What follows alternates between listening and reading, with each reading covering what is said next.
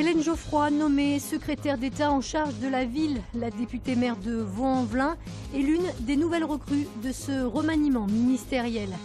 Des chercheurs lyonnais ont participé à une étude mondiale sur les ondes gravitationnelles, une découverte qui pourrait changer la face du monde. Et puis la mort de Quioné, deuxième tableau de Nicolas Poussin acquis par le musée des Beaux-Arts. Un tableau acheté plus de 3 millions d'euros grâce principalement au mécénat d'entreprise. Hélène Geoffroy entre au gouvernement. L'annonce a été faite en fin d'après-midi. La députée maire de Vaux-en-Velin est nommée secrétaire d'État auprès du ministre de la Ville, de la Jeunesse et des Sports en charge de la ville. Elle y retrouvera un autre Lyonnais, Thierry Braillard, qui conserve son poste au sport. C'est la première fois qu'un maire de Vaux-en-Velin accède au gouvernement. Élue depuis 2012 à la tête de la 7e circonscription, Hélène Geoffroy devrait naturellement céder son fauteuil à l'Assemblée nationale à son suppléant, l'ancien maire de Rieux, Renaud Gauquelin. Pour la première fois, on a détecté sur Terre les ondes gravitationnelles. Donc c'est une première mondiale et ce qui va ouvrir un nouveau champ au niveau de l'astronomie. Cette découverte pourrait changer la face de l'univers. Cet après-midi a été confirmée partout dans le monde, comme ici à l'Institut de physique nucléaire de Lyon, la théorie des ondes gravitationnelles, une hypothèse formulée en 1915 par un certain Albert Einstein. Une onde gravitationnelle, c'est ce qu'on appelle une perturbation de l'espace-temps. Donc la manière la plus simple de voir, c'est que l'espace-temps, ça peut être comme la surface d'un lac.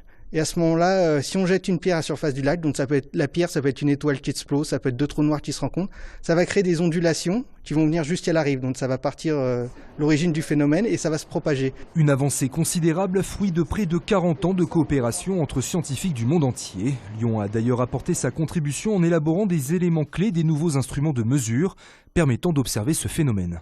Donc actuellement, par exemple, on ne peut pas voir les trous noirs avec les télescopes qu'on a, alors qu'une onde gravitationnelle qui va être émise par un trou noir, elle va arriver sans distorsion jusqu'à la Terre, sans atténuation ou déformation. C'est-à-dire qu'on va pouvoir directement voir le phénomène tel que le trou noir, comme on ne l'avait jamais vu auparavant. Donc ça va nous ouvrir tout un nouveau champ justement pour étudier l'univers et voir des objets avant qu'on n'avait jamais vus. Le cardinal Philippe Barbarin reconnaît avoir été mis au courant du passé du père Prénat dès 2007 et non 2014, comme l'affirmait le diocèse il y a encore quelques jours. Dans un entretien accordé à nos confrères de la Croix, l'archevêque de Lyon affirme avoir rencontré le prêtre lyonnais mis en examen pour agression sexuelle sur mineurs, mais n'avoir pas saisi la justice, faute de témoignages de victimes. Dans l'interview, le cardinal Philippe Barbarin a par ailleurs annoncé être prêt à ouvrir un procès canonique si la prescription empêche une procédure civile.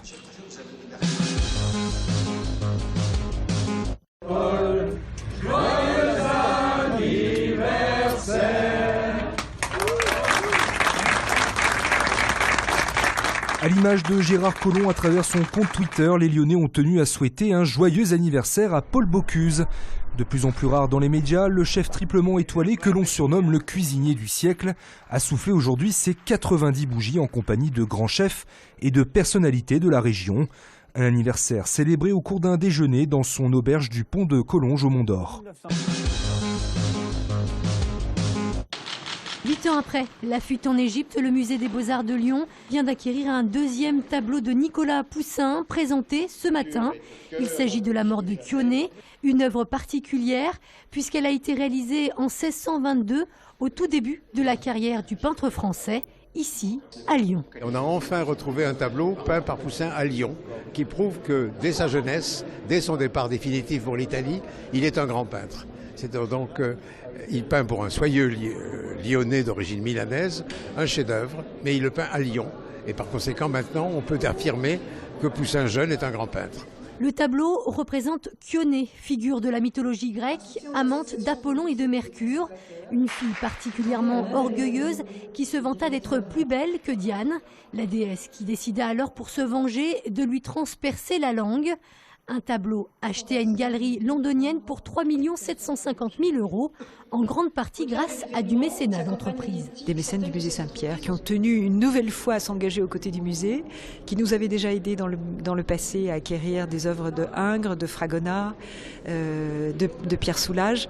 Donc c'est pour nous absolument extraordinaire depuis 2010 d'être accompagnés de cette manière par le mécénat. Une acquisition qui permet aujourd'hui au musée des Beaux-Arts de Lyon de posséder l'une des plus belles collections de peinture française du XVIIe siècle. L'OL corrigé. Les Lyonnais se sont inclinés 3-0 hier soir au Parc des Princes face au PSG et sortent ainsi sans briller de la Coupe de France au stade des 8e de finale. L'OL n'a jamais vraiment inquiété les Parisiens dont la victoire est néanmoins entachée par des erreurs d'arbitrage. Le troisième but du club de la capitale semblait en effet invalide pour une position de hors-jeu évidente d'Adrien Rabiot. Éliminé de toute compétition, l'OL peut désormais se consacrer au championnat avec la réception dimanche à 14 h de Caen au Grand Stade.